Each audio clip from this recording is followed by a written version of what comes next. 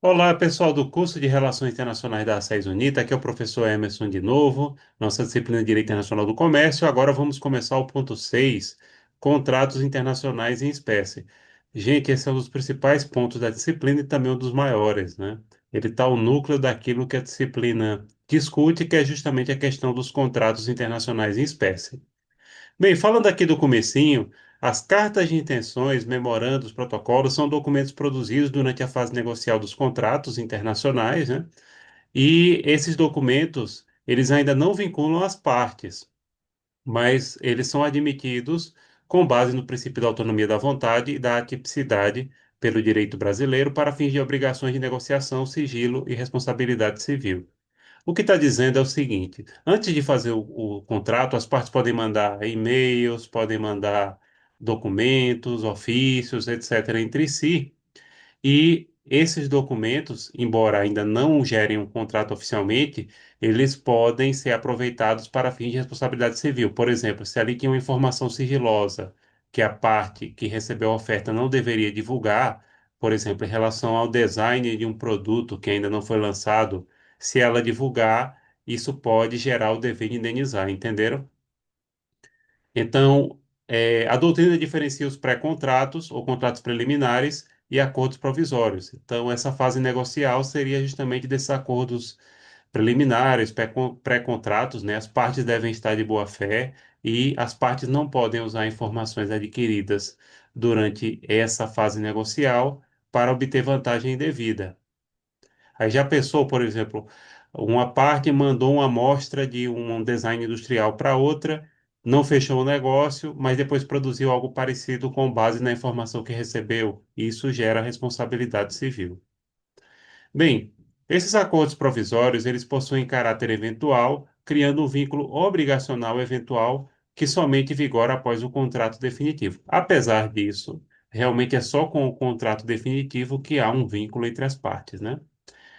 O pré-contrato, por sua vez, gera a obrigação de fazer o contrato principal definitivo nos termos do artigo 462 do Código Civil Brasileiro. Então, se foi celebrado um pré-contrato, né, um contrato de intenção, há essa obrigação e que ficou disponibilizado ali que haveria esse contrato principal, então as partes devem celebrá-lo obrigatoriamente sob pena de responsabilidade civil, ou seja, pagar indenização.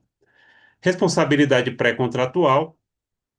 Ela é limitada pela culpa extracontratual, segundo a responsabilidade aquiliana, em vista da falta de boa-fé e lealdade da parte na negociação contratual. Bem, aqui tem algumas coisas bem interessantes, né? Responsabilidade pré-contratual é uma responsabilidade aquiliana, ou seja, determinada pela lei, em vista da falta de boa-fé, da culpa, lembrando que a culpa inclui o dolo, que é a intenção de você causar lesão, a negligência, a imprudência ou imperícia, né? E, entre o outro aspecto, todo contrato deve estar presente sempre a boa-fé entre as partes, né?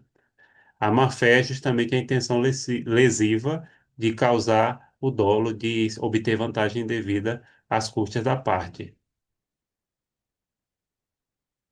Então, responsabilidade aquiliana, como eu falei, é uma responsabilidade definida pela lei, é uma responsabilidade civil sem vínculo contratual, ou seja, não há contrato entre as partes, segundo figura em regra geral pela ocorrência do dano, culpa e o nexo de causalidade entre o agente que causou e sofreu o dano. Então, responsabilidade aquiliana é quando você causa um dano a outra pessoa e essa responsabilidade é decorrente daquilo que estabelece a lei, tá? É preciso provar a culpa da pessoa que causou o dano e o nexo de causalidade, que seria uma ação ou omissão que liga aquela pessoa, ou seja, alguma coisa que aquela pessoa fez ou deixou de fazer e que deveria ter feito e que gerou um dano a outra. Então, isso é nexo de causalidade e que tem que ficar provado, né? Que seria essa ação ou omissão que gerou um prejuízo a outra. Então, isso é nexo de causalidade.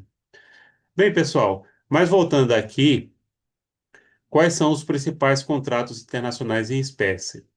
Compra e venda, transferência de tecnologia, agência, distribuição, joint venture, franquia, transporte internacional, factory e leasing. Bom, pessoal, aqui encerramos a nossa primeira parte desse ponto 6. Antes de encerrar, eu queria destacar para vocês as referências, né? Nas referências, nós temos o livro da Camila Capuccio, que fala muito bem desse assunto, que é o Direito Internacional do Comércio. Eu vou disponibilizar para vocês no Moodle. O livro do Luciano Tim, do Rafael Ribeiro e da Ângela Estrela também aborda bem. Da Andrea Mota, esse livro tem na biblioteca digital, mas ele não é muito bom, não. E também eu vou disponibilizar para vocês o livro da Sinara Bueno. Nesse caso, só aborda a questão das cláusulas incoterms, que vocês já viram em comércio internacional, mas que é abordado no ponto 6 rapidamente. Eu não vou aprofundar porque vocês já viram, né? Então é isso, pessoal. Encerramos aqui a primeira parte do ponto 6. Como sempre, fico à disposição de vocês, tá? Qualquer coisa, estou às ordens. Tchau, tchau.